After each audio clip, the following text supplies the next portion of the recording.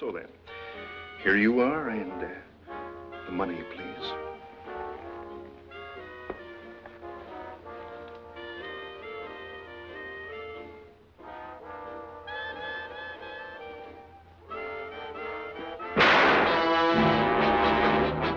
This Gun for Hire from 1942 was a fantastic, fast-paced crime thriller, and quite possibly my all-time favorite crime film with the duo of Alan Ladd and Veronica Lake.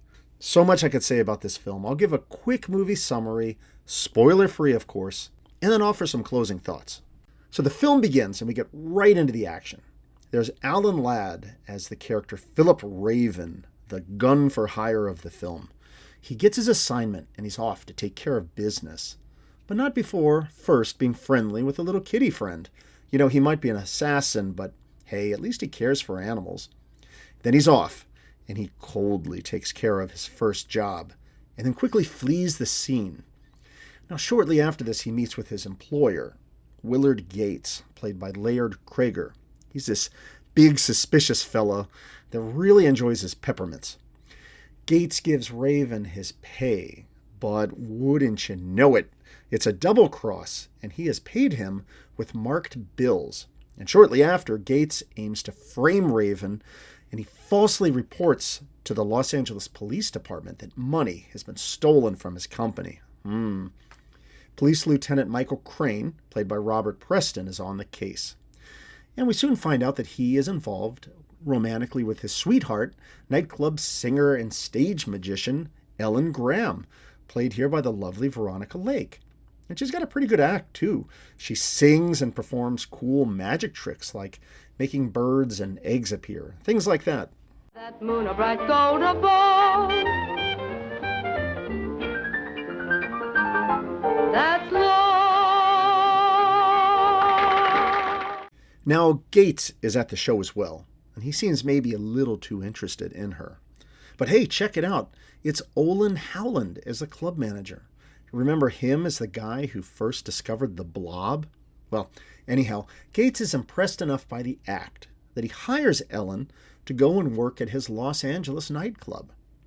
However, after this audition, she is taken to a secretive meeting with a Senator Burnett, who shares that Gates and the Nitrochemical Corporation that he works for are under investigation as suspected traitors of the United States. So she is recruited to spy on Gates. Meanwhile, there is a reward out for Raven, and after a narrow escape where he very cleverly gets away from some police that are at his apartment looking for him, he is able to hop on a train for LA. Ellen, meanwhile, boards the same train after saying goodbye to her sweetheart. Now, wouldn't you know it, Raven and Ellen just sort of wind up in seats right next to each other. Now, Gates happens to be on the train as well, and he spots Raven asleep. So, he alerts the police, but Raven again makes a last-minute daring escape, forcing Ellen at gunpoint to go with him. Now, it doesn't last very long before they're spotted by some workmen, and she's able to flee, as does Raven. So Ellen starts her new gig at the club. And hey, check it out. It's Yvonne DiCarlo in one of her first uncredited roles, very briefly in this film. You know, Lily Munster from the Munsters. Anyhow, Ellen does another musical number, but gets an invite from that creepy Gates character to visit his Hollywood mansion later that night. Now, Raven, meanwhile, is still on the run, but he also wants his revenge, and he manages to continue to elude capture. And in his pursuit of revenge against Crane, he's able to figure out that Ellen is there at his place, and that her life is in danger. So Raven is able to get inside, overcome Crane's security, and save Ellen. And the two of them escape. But where will they go from here? Okay, there's still a good chunk of the film left I don't want to ruin, because this is such an epic film. So you're going to have to see the ending of this film for yourself if you haven't already. Will the two be able to elude capture? Can Raven get his revenge? Well, watch the film for yourself to find out. This Gun for Hire was released in 1942 and was produced by Paramount Pictures. It was directed by Frank Tuttle. It was based on the 1936 novel A Gun for Sale by Graham Greene. So what can I say about this one? I watched this for the first time the other weekend, not really knowing what to expect.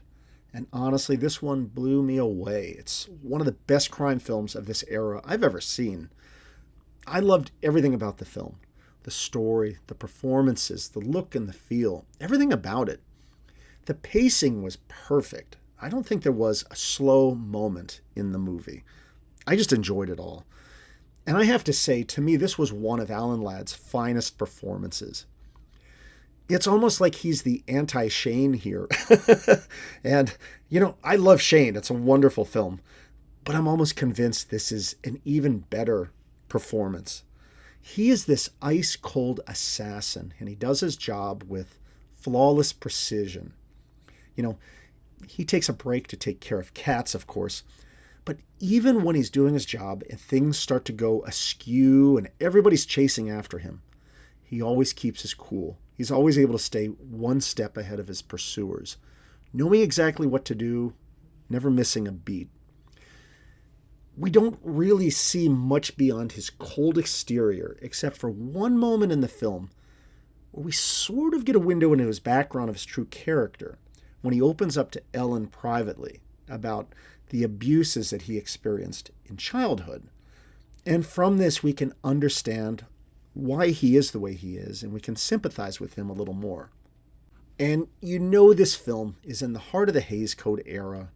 So watching this, that this character's fate is sealed, but you still believe in him, and you just watch and you want to see him complete his final dark mission. It's just so good how well Alan Ladd plays this. His chemistry on screen with Veronica Lake is wonderful as well. I've seen both of these actors in other films like The Glass Key and The Blue Dahlia and so on, and I just love seeing them together. There's just something about the two of them. They just pair so perfectly together, in my estimation. They ended up making 7 movies together. Veronica Lake is just always beautiful and charming to see, and I think the highlight here was, to me, seeing her singing and doing the magic tricks. And yes, her singing was dubbed by Martha Mears, I know, but hey, I still enjoyed it just the same. And I thought that Laird Krieger was excellent as that double-crossing criminal guy. The one who orders these hits and then just kind of washes his hands of it and then just munches on a peppermint. I wonder what those peppermints tasted like, but he's such a slimy character, and I loved it. And yeah, to betray Raven, not the smartest decision, but you really want to see this guy get his eventual comeuppance, And what I loved about the story here is that it goes a step further. So he's not necessarily the big boss, but there's this company president, Alvin Brewster, who's played by Tully Marshall, who is also great as well. He's this wealthy Rockefeller-style character tucked away in his office building. So you got to watch the film to kind of see how his story unfolds as well. It's wild to me also watching the opening credits for this film, because you see the first slide, it's Veronica Lake and Robert Preston. And then it's the slide for This Gun for Hire. And then it's the third screen that we see Alan Ladd's name, when you would expect him in big, bold letters on the first slide. But understandably, this was one of his first big breakout roles. He had been, and I think, about 10 years of cinema. He had been in a lot of films, including Citizen Kane, but nothing really that was a breakout role until this one. So kind of funny to watch those credits and think, wait a minute, what's his name doing way down there? A final note, and then I'll wrap up this review, is whenever I review a film with Alan Ladd, I feel obligated to mention another great YouTuber who also watches old classics. And that's the channel Classics with Courtney.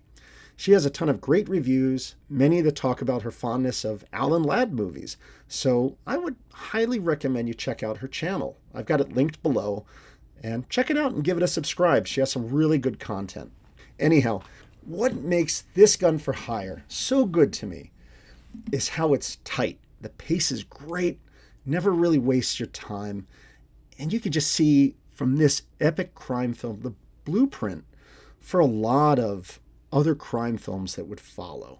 You know, the formula of the wanted gunman. He's on the run with a lovely woman. I mean, watching this film, I couldn't help but think, oh yeah, this reminds me of some other films I've seen over the years.